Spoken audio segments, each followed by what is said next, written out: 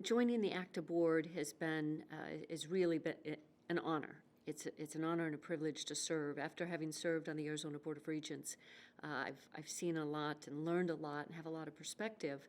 But what ACTA is engaged in doing and the scale at which they're doing it really has the opportunity to move the needle in a way that the work that I was doing as a member of the Board of Regents in Arizona, it kind of pales in comparison, just because of the reach to every, university and college in America.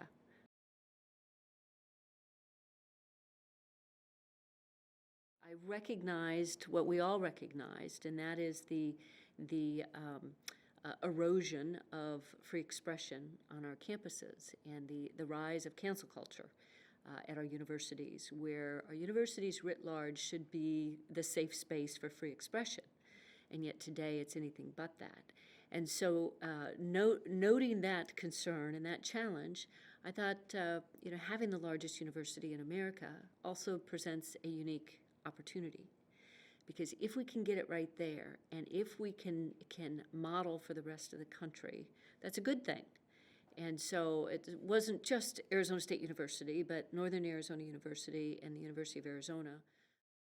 And so the notion was to have a competition between the universities, and then, of course, competition among the students. But to try and get, by having the universities involved in the competition, I was able to bring the administration and the faculty into the competitive game.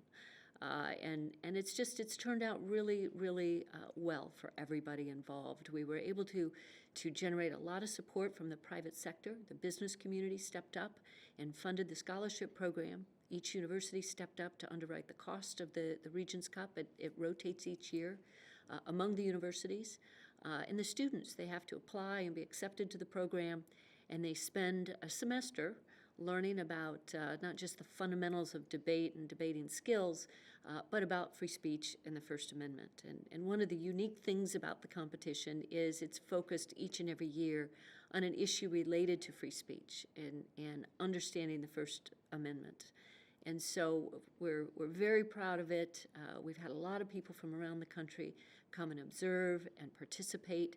And again, my hope today is what it was at the outset, that we can be a model for the rest of the country.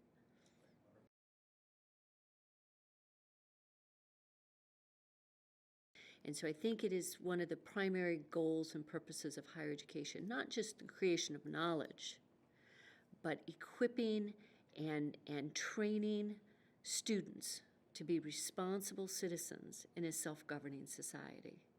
We take for granted that, we just wake up and we can go, vote, and we can go participate and, in whatever way we choose. Well, in the course of human history, that's kind of unusual, and we take it for granted. And so, I think we take our liberty for granted. And from the liberties that we have been blessed with comes our prosperity.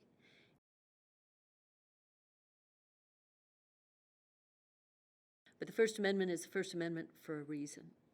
And back to the prosperity component of this, the more you peel away the onion and the importance of the First Amendment, you think about the ability. You go to the scientific method, right? You hypothesize, you theorize, you throw an idea out, and then you either prove it or disprove it. And sometimes you throw out a crazy idea or a crazy theory, and you either prove it or disprove it, and you get challenged. But in an era of cancel culture, and an era where you're afraid to even throw out that crazy idea, we'll shut down the creation of knowledge. And when we do that, our prosperity will wane.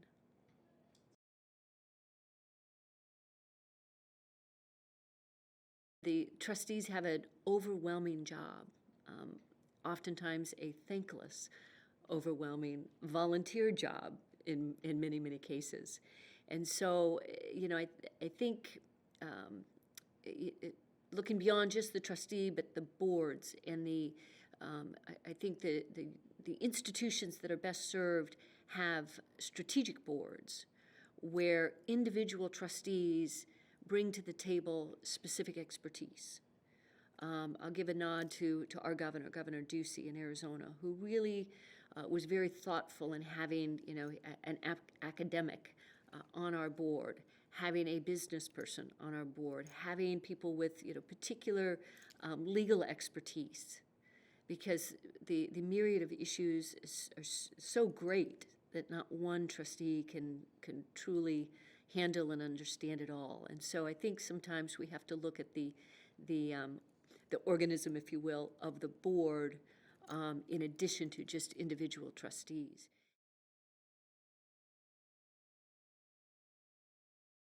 And our goal, I believe, as educated citizens, is to understand where we've been in order to pursue a better tomorrow.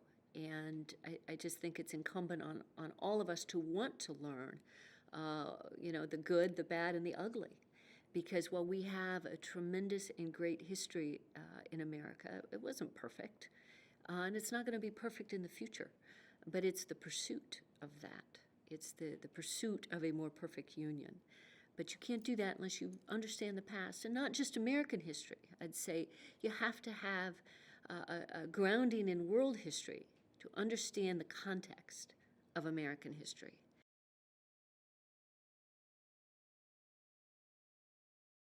American higher education is the gold standard, and has been the gold standard of education, higher education in the world. And not very many people can dispute that. And I believe it's so. I go back again to the Constitution, the First Amendment, free expression, the ability to argue and debate, discuss, and refine and learn. I mean, that's the nature of education itself. I'm also a very big supporter and champion of the Fifth Amendment, right? Private property rights. The ability to own the fruit of your physical and intellectual labor and pass it on to the next generation. Your intellectual labor, which is honed and sharpened in the university setting, in the university context.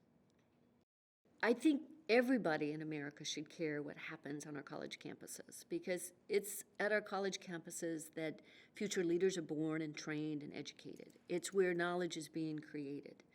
And, back to something I say often is that if you shut that down, you stop the creation of knowledge, and that impacts everybody.